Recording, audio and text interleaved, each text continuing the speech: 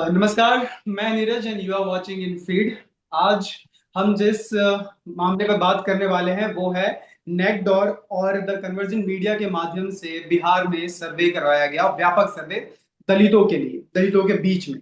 ये सर्वे क्या है, ये सर्वे कैसे किया गया, ये सर्वे का इंपॉर्टेंस क्या है इस बिहार असेंबली इलेक्शन में और ये क्या कहता है, इसे हम समझेंगे।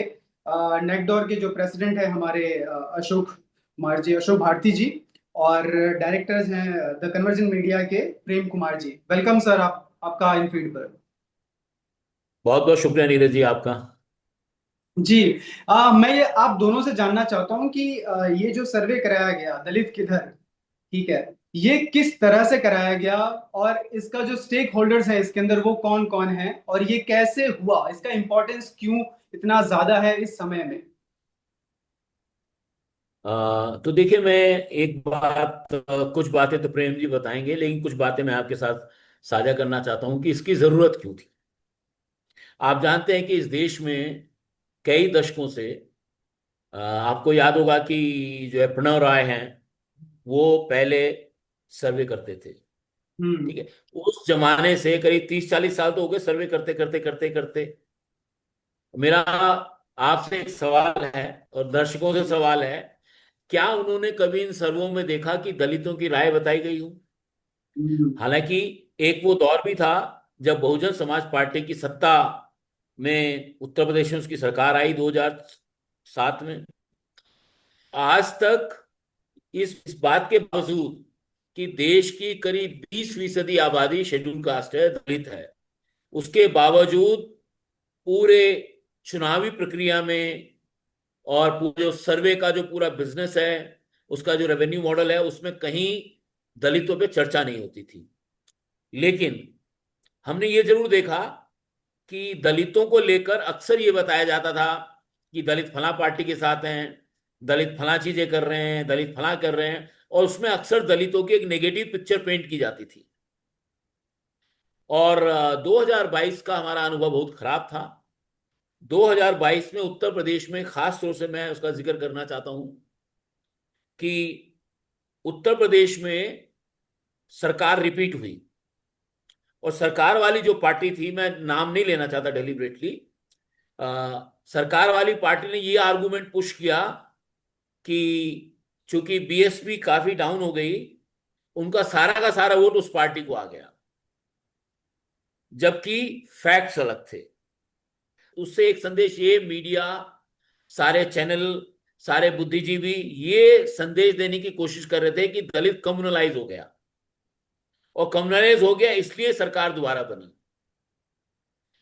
उस दिनों मुझको भी पैनल डिस्कशन में जाने का मौका मिला, और हमने, क्योंकि हम तो काफी गंभीरता से डेटा का अध्ययन करते हैं, डेटा बैंक भी अपना रखते हैं दलितों का, आदिवासियों का, तो हमने क्वेश्चन किया कि जो पार्टी सत्ता में आई है उसके वोटों की संख्या में 5 से 6 लाख की वृद्धि हुई है, लेकिन दलितों की जो पार्टी थी उसका करीब 1.25 करोड़ 12-15 लाख के आसपास वोट शिफ्ट हुआ है।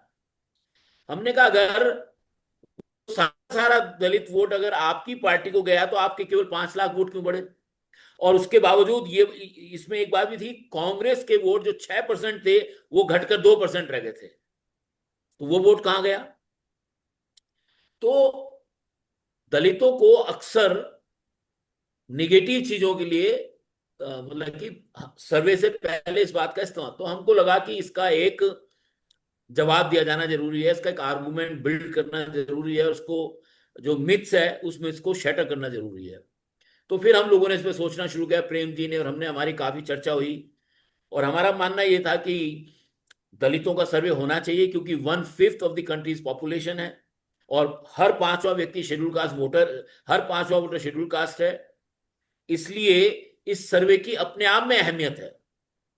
और हम इस बात पे बड़े आश्चर्यचकित थे कि इतना बड़ा सेक्टर होने के बावजूद ये सारे के सारे जो रेवेन्यू के पीछे भागने वाले सर्वे टीमें ये करती क्यों नहीं है? क्या हमारी वर्थ नहीं है? क्या दलितों की कोई वर्थ नहीं है कि उनकी भी बातचीत हो? तो हमने तय किया कि हम दलितों का रुझान जानने के लिए, दलितों का पर्सपेक्टिव जानने के लिए, दलितों की राय जानने के लिए हम ये काम नैकडोर करेगा। और नेगडोर और टीसीएम ने मिलकर इसको तय किया कि हमें ये करना चाहिए। पहला ये हमने दिल्ली में किया। दिल्ली में हमारे जो इंक्लिनेशन थे कि उस वो इंक्लिनेशन, हमारे जो दावे थे वो काफी हमारे उसी दिशा में थे जिस दिशा में चुनाव का रिजल्ट आया। ये लेकिन कुछ दिल्ली एक दावा था छोटी कि स्टेट। 9% वोट जो है उसका नुकसान जी जी होगा जी आम जी आदमी पार्टी को, वो जी सही हुआ। हम्म। जी। तो अब लेकिन दिल्ली एक छोटा सा स्टेट है, हमको एक बड़ा, वो हमारा एक तरह से पायलट था। और वो हमने केवल वॉलंटियर के बेस के ऊपर, एक लिमिटेड डेटाबेस के ऊपर किया था। हालांकि हम्म। उसका उसका भी जो डेटा सेट बहुत बड़ा था दिल्ली के हम्म। हिसाब से। फिर हमने हम्म। सोचा कि बिहार में चुनाव आ रहा है, और बिहार में चूंकि 20% पॉपुलेशन, 19.65% पॉपुलेशन शेड्यूल कास्ट का है, तो हमें फुल स्केल सर्वे करना चाहिए। और एक बात ये भी थी कि हमने दलितों से पूछा था जब हमने काम शुरू किया, तो हमें कहीं कोई ऐसा दलित नहीं मिला जिसने ये कहा हो हाँ मेरा राय जानी गई, सर्वे में मेरी राय जानी गई थी। तो इसका मतलब ये है हम्म। कि जो भी टीवी चैनल बता रहे हैं, जो भी मीडिया वाले बता रहे हैं, जो भी सर्वे वाले बता रहे हैं, वो केवल एक फिक्टिशियस दलित क्रिएट करके उसकी राय लोगों के सामने रख रहे थे। तो उसका भी एक ये हमारा था कि उसका भी एक हमको जो है, हमें जो लोग अपने तरीके से नैरेटिव में हमारा इस्तेमाल कर रहे हैं उसका जवाब हम उनको जवाब नहीं देना चाहते, लेकिन हम अपनी आवाज को स्पष्ट तरीके से देश के सामने रखना चाहते थे। ये सर्वे का जो सैंपल साइज है, मैं हमारे दर्शकों को बता दूं कि इसका जो सैंपल साइज है वो 18,581, राइट सर? 18,581 इसका सैंपल साइज है। भोजपुर, चंपारण, सीमांचल, मिथिलांचल, पाटलिपुत्र, मगध में ये कराया गया।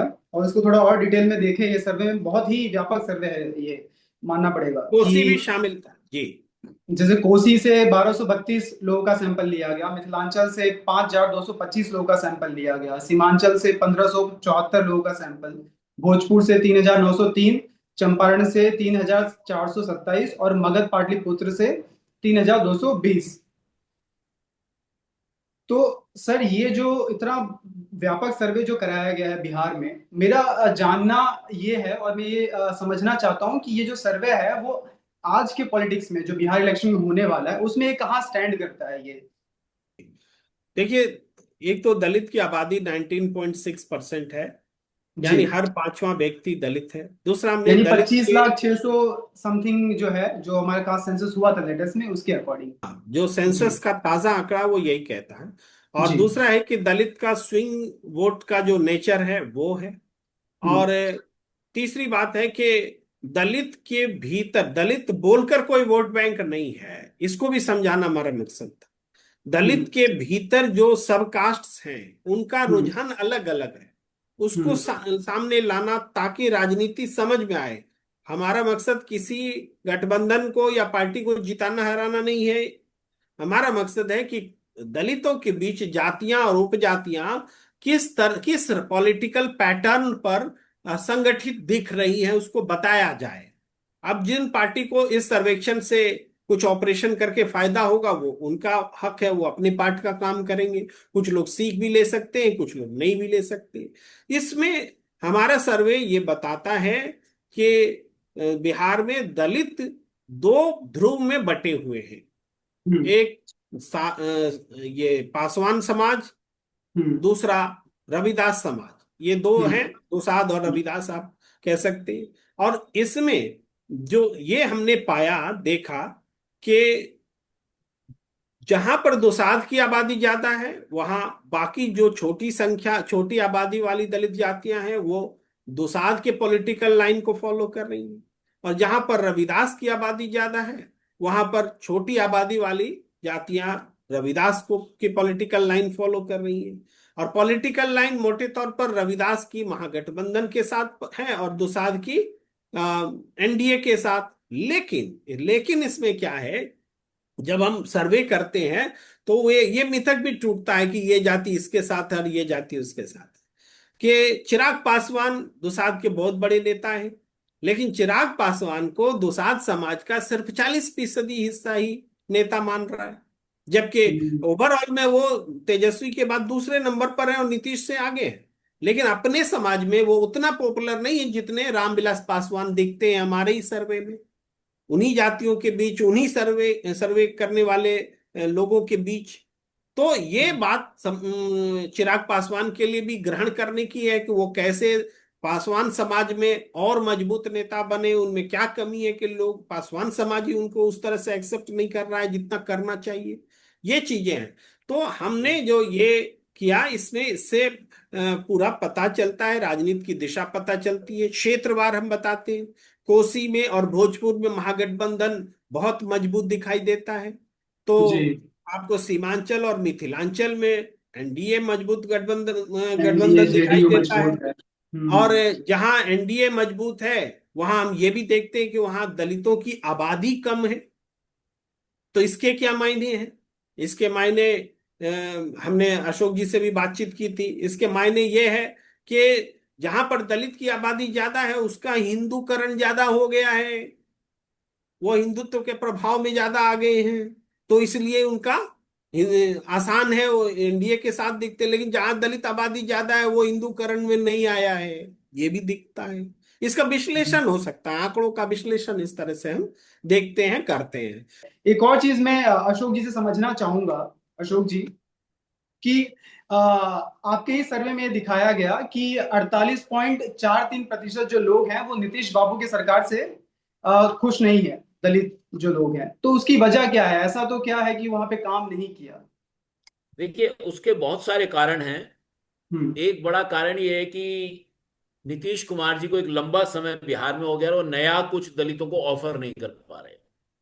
हम्म। उन्होंने अपने शुरुआती दिनों में महादलित और दलित में डिवीजन किया, एक तरीके से दलितों को डिवाइड किया। और उन्होंने जब डिवाइड किया तो उन्होंने ये माना कि दुसाध बहुत आगे हैं और बाकी जो 22 जाति हैं वो काफी पीछे हैं।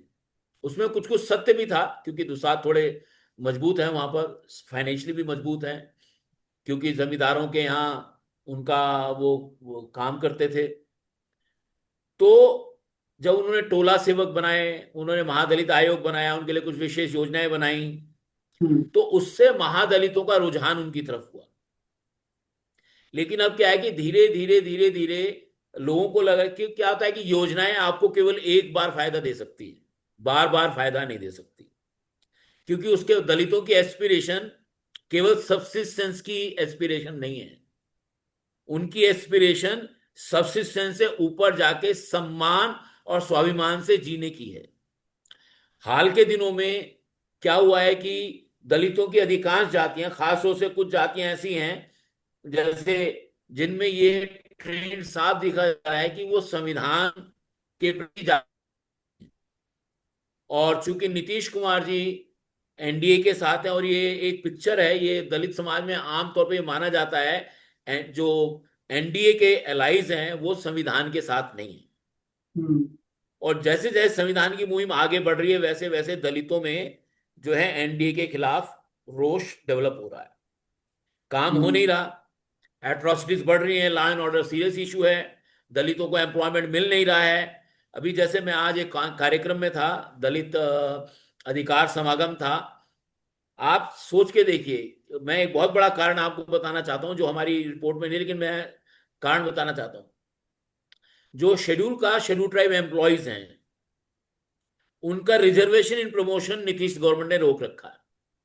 बाकी सामान्य वर्ग के सारे लोग प्रमोट हो सकते हैं, लेकिन शेड्यूल ट्राइब के लोगों की प्रमोशन केवल कोर्ट का बहाना करके रोक रखी है, जबकि वही कोर्ट बाकी सबकी भी प्रमोशन होती थी, लेकिन जनरल की उन्होंने होके दी, लेकिन शेड्यूल ट्राइब की प्रमोशन। और ये जो मिडिल क्लास है, दलितों की मिडिल क्लास है, जो एम्प्लॉयज हैं, जो क्लर्क हैं, चपरासी हैं, अधिकारी हैं, सेक्शन ऑफिसर हैं, इनका समाज पे काफी इंफ्लुएंस होता है।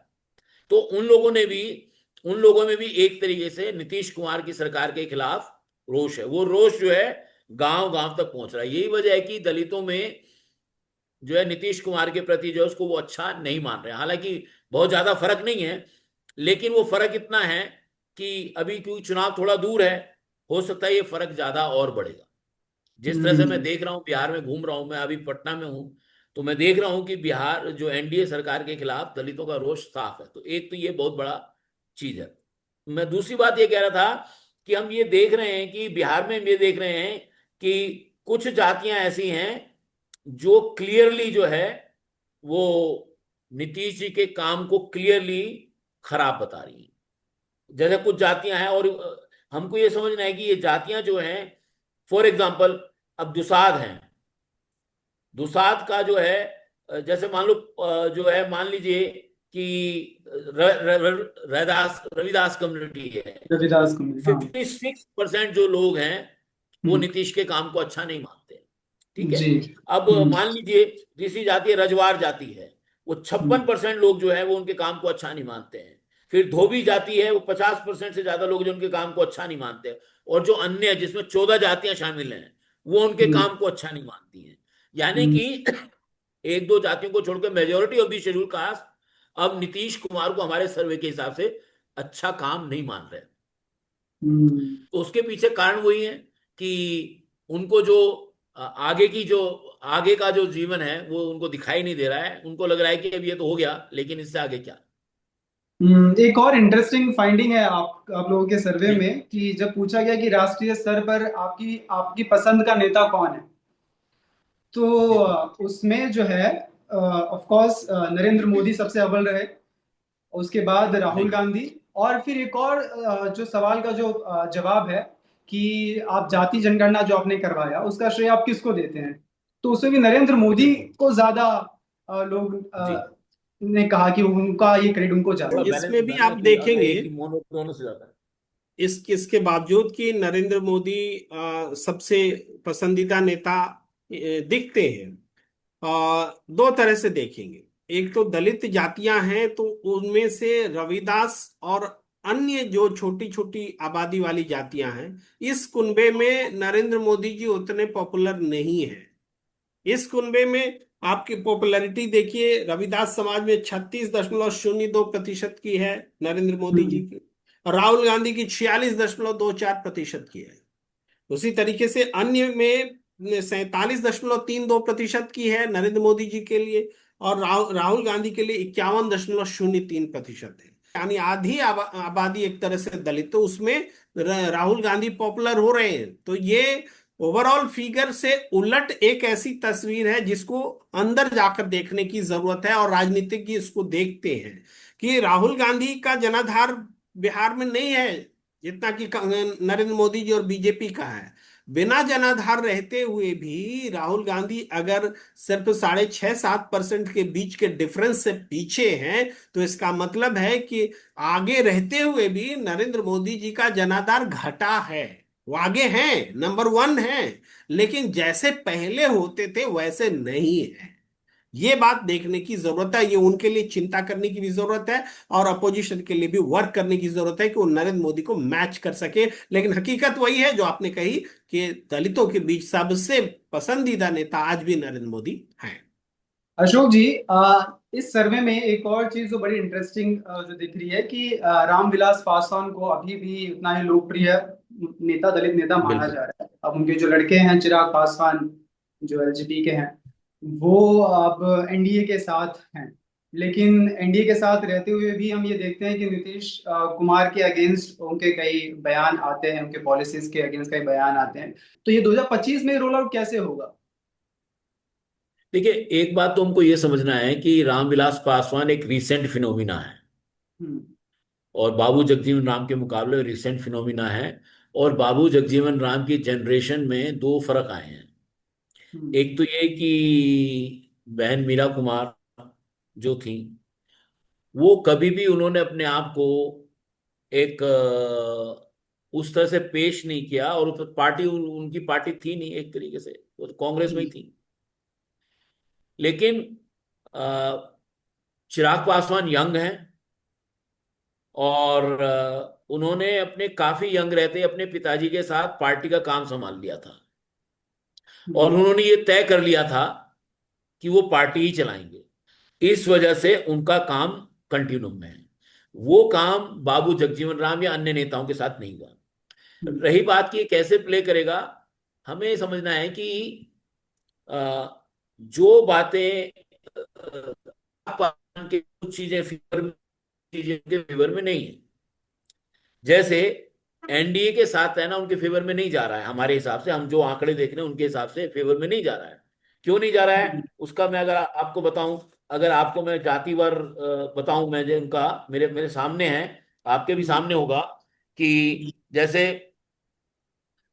हालांकि एक चीज है कि हर जाति में थोड़ा थोड़ा थोड़ा थोड़ा उनको वोट मिल रहा है, हम्म।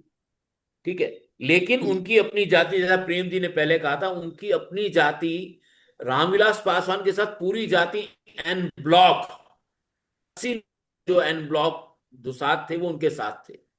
और दुसाध जो है पूरे बिहार की 1/3 of the schedule caste population है।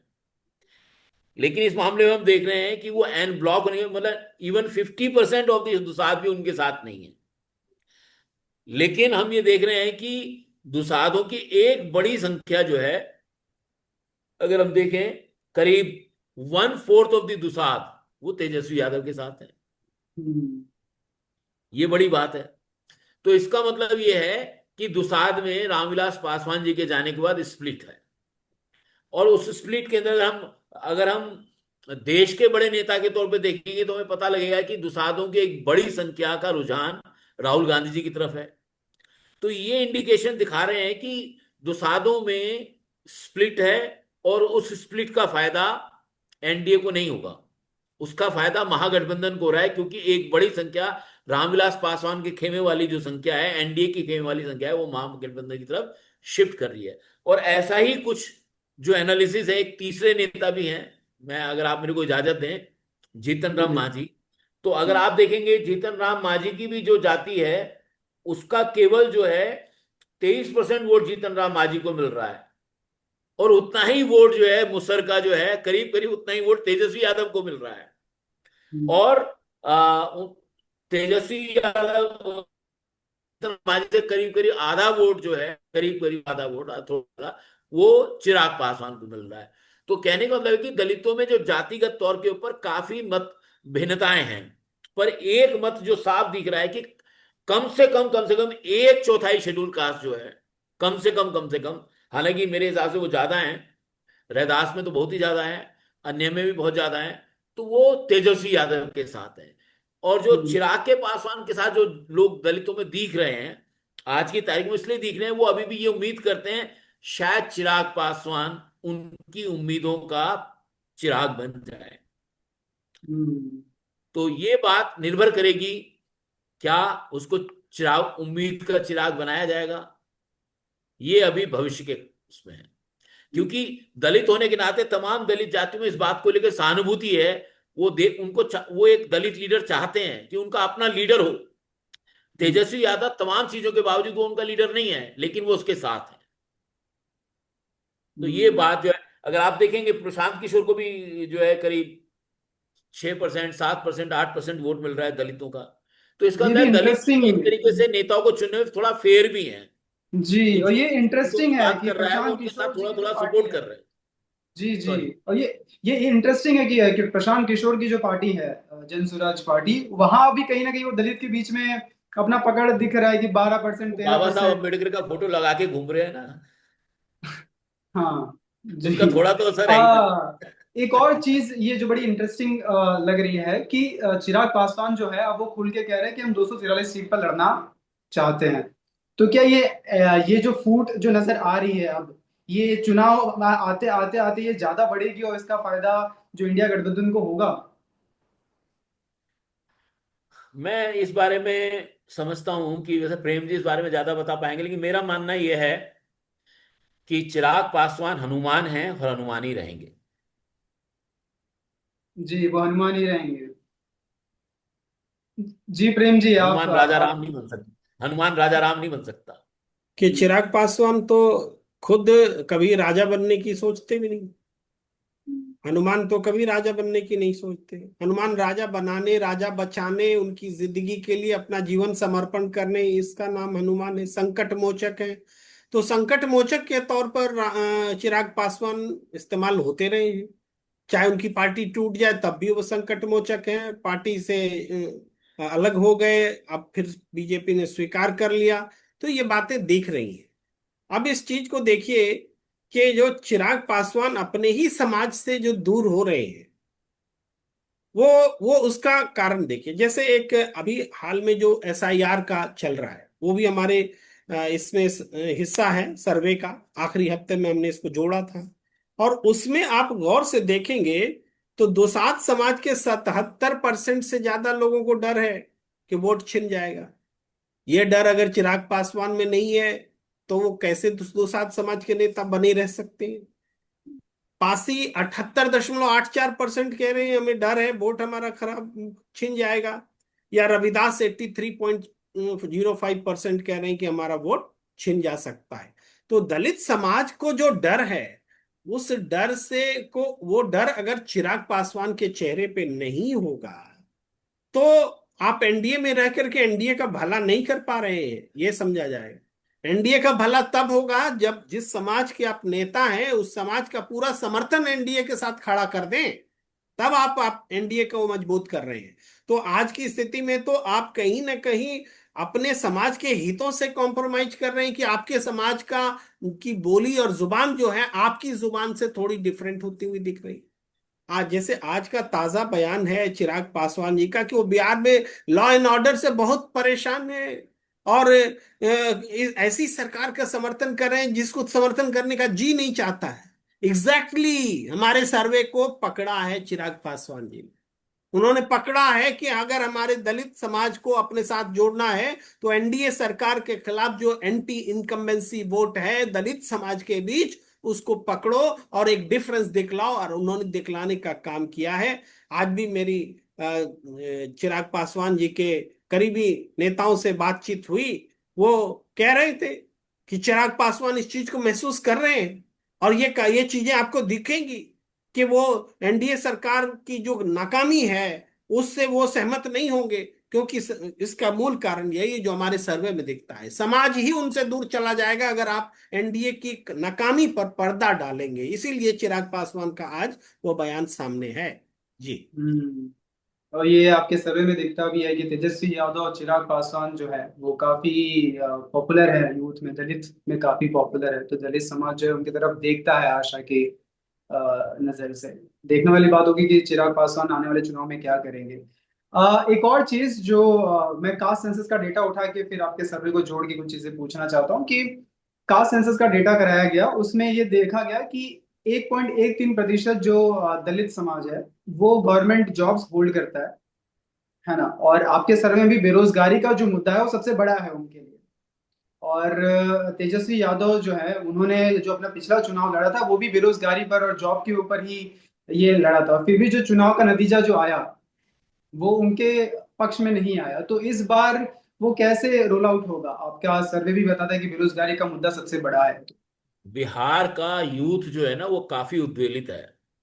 हम्म। और उसका एक बड़ा वो respective the caste and creed and category, एक बात जो हुई है कि हमारा मुझे जो लगता है कि तेजस्वी यादव इस बात को स्थापित करने में कामयाब हो गए जब वो डिप्टी चीफ मिनिस्टर बने कि हम्म। वो यूथ को एम्प्लॉयमेंट दे सकते हैं। हम्म। तो उनकी इस मुद्दे को लेकर क्रेडिबिलिटी है, जबकि एनडीए की या नीतीश कुमार की इस बात को लेकर कोई क्रेडिबिलिटी नहीं है। और अगर मान लीजिए सेवाओं में सरकारी नौकरियों में भर्ती होती है तो मुझे लगता है कि दलित उसके बेनिफिशियरी होंगे, आदिवासी उसके बेनिफिशियरी होंगे और ओबीसी भी उसके बेनिफिशियरी होंगे। क्योंकि जी। तेजस्वी यादव ने यह भी कहा है कि जब वो तेजस्वी यादव जब सरकार में थे तो उन्होंने रिजर्वेशन का कोटा भी बढ़ाया था। हमारा ये सर्वे बता रहा है कि शेड्यूल कास्ट का करीब करीब 82% जो लोग हैं वो रिजर्वेशन के मुद्दे पर महागठबंधन के साथ हैं, हम्म। रिजर्वेशन के मुद्दे के साथ हैं। क्योंकि अब हमको ये समझ मैं जो बताता हूं, मैं जो समझाना चाहता हूं कि देखिए शेड्यूल कास्ट का तो रिजर्वेशन फिक्स है, अभी 16% है, वो बढ़ के 19% हो जाएगा। ठीक है। अगर आदिवासी का तो बहुत ही कम है, 1.5-2% है, वो थोड़ा और बढ़ जाएगा। तो ये जो इतनी strong support schedule caste reservation के लिए कर रहे हैं वो केवल अपने लिए नहीं कर रहे हैं, वो इस बात को मानते हैं कि ओबीसी के साथ अन्याय हुआ है इसलिए उनका रिजर्वेशन बढ़ना चाहिए, इसलिए वो रिजर्वेशन के दायरे को बढ़ाने की मांग कर रहे हैं। और मुझे लगता है कि जो राहुल गांधी और तेजस्वी यादव जो ब्रीच ऑफ द 50% की बात करें, वो तो मोदी जी भी तोड़ चुके हैं वैसे। ठीक है। लेकिन वो उससे ज्यादा बढ़ाने की जो बात कर रहे हैं, तो मुझे लगता है लोगों ने इसको बाई किया है और दलितों में इस बात को लेकर रुझान है, हाँ सरकारी नौकरी आएंगी तो उनकी हिस्सेदारी बढ़ेगी। तो ये हम्म। हम देख रहे हैं और ये अक्रॉस दी कास्ट है ये। ये हम्म, केवल एक जाति में नहीं है। अगर आप देखेंगे कि अगर हम हम्म, देखेंगे वो जो सवाल देखेंगे तो अक्रॉस द कास्ट है दलितों की। हम्म। एनडीए जो है वो भी जैसे कि नीतीश जी ने जो 65% का जो दिया, ब्रीच किया उसको, फिर बाद में उसको उस पर स्टे लगा दिया गया। अब इंडिया गठबंधन भी कह रही है, तो दलित जो वोट बैंक है वो किधर जाएगा, क्योंकि वो ये कह रहा है कि रिजर्वेशन बढ़ना चाहिए। मैं वही बता रहा था कि दलित जो है रिजर्वेशन बढ़ाने के फेवर में ही है, और हम्म, वो महागठबंधन के साथ ही है, क्योंकि देखिए एनडीए की कोई क्रेडिबिलिटी नहीं है एम्प्लॉयमेंट को लेकर। हम्म, वो एम्प्लॉयमेंट को लेकर प्रधानमंत्री की भी क्रेडिबिलिटी नहीं है और सीएम की भी क्रेडिबिलिटी नहीं है, मौजूदा सीएम दोनों की कोई क्रेडिबिलिटी नहीं है, क्योंकि प्रधानमंत्री ने तो 2 करोड़ रोजगार देने का वायदा किया था। हम्म, तो हमारा सर्वे का जो है वो, हम तो ज्यादा, मैं तो सर्वे पे ज्यादा बात कर रहा हूं। सर्वे में हमारा ये बता रहा है कि अगर रोजगार का जो मुद्दा है, क्या एनडीए का मुद्दा है रोजगार? क्या एनडीए रोजगार की बात कर रहा है? नहीं बात कर रहा है, वो डिफेंसिव है उस मुद्दे पर। रोजगार के मुद्दे पे ऑफेंसिव कौन है? वो महागठबंधन है। तो इसलिए अगर मान लो रिजर्वेशन बढ़ाने की बात होगी, तो उस मुद्दे में जो लीडर है, लीडरशिप है, वो महागठबंधन के पास है। इसलिए उसका हम्म, फायदा महागठबंधन को होगा। हम्म। नीतीश जी की जो सरकार बनी, उसके बाद उन्होंने कुछ निश्चय किए, 7 निश्चय जो उन्होंने किया, उसके बाद अब 2025 आ गया। और 2020 में हमने जो मैंडेट देखा वो देखा था कि आरजेडी तेजस्वी के साथ वो मैंडेट गया था, फिर नीतीश बाबू ने यहाँ से वहाँ कूदफान किया और उन्होंने अपना सरकार बना लिया। तो वो जो रिपोर्ट कार्ड है, नीतीश का जो प्रोमिस था, 7 निश्चय थे, उसका दलित वोट बैंक में क्या रहा है? देखिए, मुझे लगता है कि पहली बात तो हमने 7 निश्चय को लेकर कोई सवाल नहीं पूछा था। हमने साफ साफ ये पूछा नीतीश कुमार जी के काम को लेकर क्या है। और मुझे लगता है कि नीतीश के काम को केवल एक छोटे से हम कह सकते हैं कि इतनी कश्मकश है, बहुत ही कम डिफरेंसेस हैं, कुछ ने पसंद किया कुछ ने नापसंद किया। और लेकिन ये बड़ा अच्छा सवाल है, और मुझे लगता है जब हम रिपीट सर्वे में जाएंगे, जिसकी हम उम्मीद हम्म, करते हैं कि हम रिपीट सर्वे करेंगे, तो हम और ज्यादा गहराई से दलितों के रुझान को जानने की कोशिश करेंगे। और ये हमारे लिए एक तरह से सप्लीमेंट्री क्वेश्चन है कि अब हम जाकर, जब हमें मोटे मोटे रुझान हमें पता है लोगों के, तो हम उसकी इंट्रिकेसीज को मालूम करें। पर हम हमारा ये समझ ऐसा है कि नीतीश कुमार, एनडीए और महागठबंधन में, दोनों में करीब 14% का मार्जिन है। और ये हम्म, मार्जिन इस बात को लेकर है कि पिछली बार हमने देखा था कि मार्जिन बहुत कम था, करीब।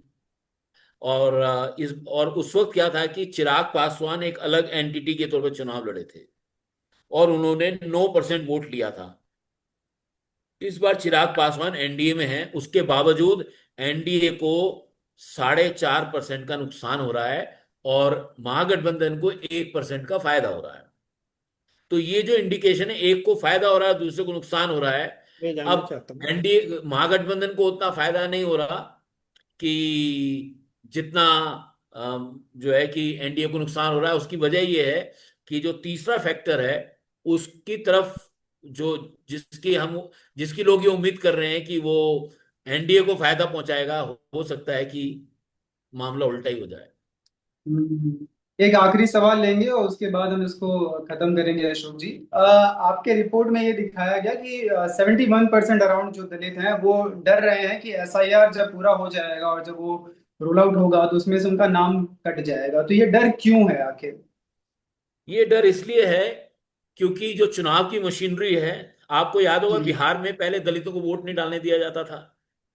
जब लालू जी ने पार्टी बनाई, जब उन्होंने दबंगों के खिलाफ मोर्चा खोला, तो वो दलितों की उम्मीद बने, वो पिछड़ों की उम्मीद बने।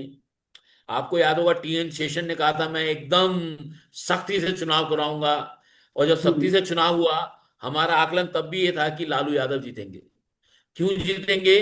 क्योंकि जितना सख्ती से चुनाव होगा, उस सख्ती का फायदा निरीह वोटर को होगा, क्योंकि वो अपना वोट ठकाठक डाल पाएगा। अगर चुनाव में लीनियंसी रहेगी, तो उसका नुकसान आम वोटर को होगा, क्योंकि दबंगों की गुंडागर्दी चलेगी।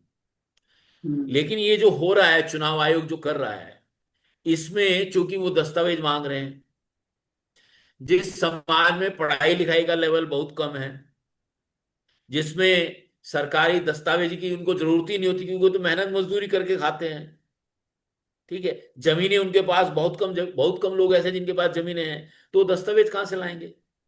उनका आमदनी का सर्टिफिकेट, बिहार में आमदनी का सर्टिफिकेट बनाने के लिए आपको पैसा देना पड़ता है, कोई भी सर्टिफिकेट बनाने के लिए देना पड़ता है, भ्रष्टाचार भी है। और हमें यह भी समझना है कि वो ब्यूरोक्रेसी जो सवर्ण ब्यूरोक्रेसी है, जो एंटी दलित है, एंटी बैकवर्ड है, ठीक है, अगर वही चुनाव का जो है सर्वे कर रही है और उसको ये पता है कि ये जो जातियां हैं ये एनडीए के खिलाफ, आइडियोलॉजिकली एनडीए के खिलाफ हैं, वो उनका वोट क्यों बनने देंगे? तो हमारा डर जो है वो वाजिब। और एक बात और मैं बताना चाहता हूं, अगर आप 1956 के अनटचेबिलिटी एक्ट को देखेंगे, 1976 के protection of civil right act को देखेंगे, prevention of atrocity SC/ST act को देखेंगे, उस सब में सरकार ने ये ताकीद की है कि अनुसूचित जाति जनजाति का वोट हो, इसकी गारंटी करना चुनाव आयोग का काम है। और चुनाव आयोग यहां हमारे नाम काट रहा है, तो इसलिए जो डर है वो काफी स्वाभाविक है। ब्यूरोक्रेसी के कैरेक्टर के चलते, चुनाव आयोग के रुझान को, चुनाव आयोग की टेंडेंसीज को देखते हुए ये रुझान स्वाभाविक है। मेरा मानना ऐसा है कि अगर मान लीजिए अपोजिशन, जैसा हम सुन रहे हैं कि अपोजिशन ये इस हद तक भी जा सकता है कि वो चुनाव का बायकॉट कर दे, मैं आपको बता सकता हूं अगर चुनाव का बायकॉट होगा तो दलित कोई वोट डालने नहीं जाएगा। ये बहुत बड़ा स्टेटमेंट है ये, बिल्कुल। जी बहुत बहुत धन्यवाद Ashok ji. Ashok ji national confederation of Dalit and Adivasi organisation के चेयरमैन हैं, और हमारे साथ प्रेम कुमार जी भी जुड़े थे, जो वन ऑफ द डायरेक्टर्स हैं द कन्वर्जेंट मीडिया के। आप लोगों का बहुत बहुत धन्यवाद ये जो व्यापक सर्वे किया इस पर, इन फीड पर बात करने के लिए। हमारी और रिपोर्ट्स आएगी। 7 निश्चय का सवाल इसलिए था क्योंकि इनफीड जो है वो हर एक निश्चय पर एक रिपोर्ट बना रहा है, ग्राउंड रिपोर्ट, और उसका हेल्थ रिपोर्ट वो सबसे पहले पब्लिश करेगा। Thank you for watching InFeed. Thank you so much, sir.